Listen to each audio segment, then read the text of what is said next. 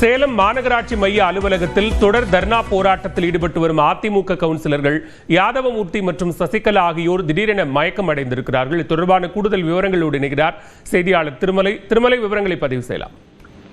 பாலவேல், சேலம் மாநகராட்சி மாமன்றத்தின் விரிவு கூட்டம் இன்று மாநகராட்சி மேயர் ராமச்சந்திரன் தலைமையில் நடைபெற்றது. அப்போது கவுன்சிலர்கள் தங்களது வார்டுக்குட்பட்ட பகுதியில் உள்ள பிரச்சனைகளை முன்வைத்து பேசினர்.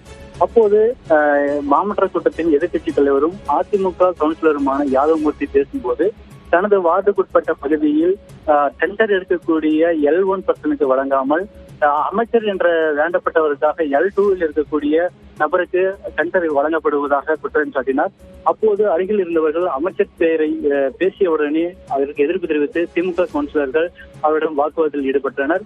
அப்போது அருகில் இருந்த 38வது வார்டு கவுன்சிலர் இளங்கோ தனது இருக்கையில் இருந்த மிச்சர் பாக்கெட்டை தூக்கி யாதவமூர்த்தி மீது வீசினார். அப்போது இருவருக்கும் இடையே கடும் வாக்குவாதம் நிலவியது. இதனிடையே அருகில் இருந்த கவுன்சிலர்கள் 45வது வார்டு திமுக கவுன்சிலர் சுஹாசினி மற்றும் 35வது வார்டு கவுன்சிலர் பச்சியம்மாள் ஆகியோர் யாதவமூர்த்தியை தாக்க முயற்சித்தனர். அப்போது தரமறையாக தாக்கிக் கொண்டதில் சுஹாசினி யாதவமூர்த்தியை கன்னத்தில் அறிந்தார். இதனால் பெரும் பரபரப்பு நிலவியது. இதையடுத்து திமுக கவுன்சிலர் தாக்கியதை அடுத்து அதிமுக கவுன்சிலர்கள் இதனை கண்டித்து மேயர் இருக்கை முன்பு தர்ணா போராட்டத்தில் ஈடுபட்டனர். அப்போது இந்த கூட்டத்தை அவசரமாக முடித்துவிட்டு மேயரும் மாநகராட்சி ஆணையாளர் இளங்கோவனும் வெளியேறினர். இந்த நிலையில் தொடர்ந்து அதிமுக கவுன்சிலர்கள் தர்ணா போராட்டத்தில் ஈடுபட்டு வந்த நிலையில் தற்போது அதிமுக கவுன்சிலர்கள் யாதவமூர்த்தி மற்றும் சசிகலா ஆகியோர் மயக்கமடைந்தனர்.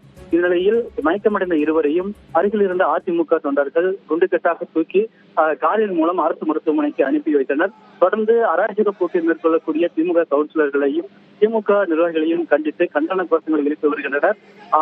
மருத்துவமனையில் அனுமதிக்கப்பட்ட பிறகும் கூட மாநகராட்சி மாமன்ற கூட்டத்தில் தற்போது அதிமுகவினர் 50க்கும் மேற்பட்டோர் தொடர் தர்ணா போராட்டத்தில் ஈடுபட்டு வருகின்றனர்.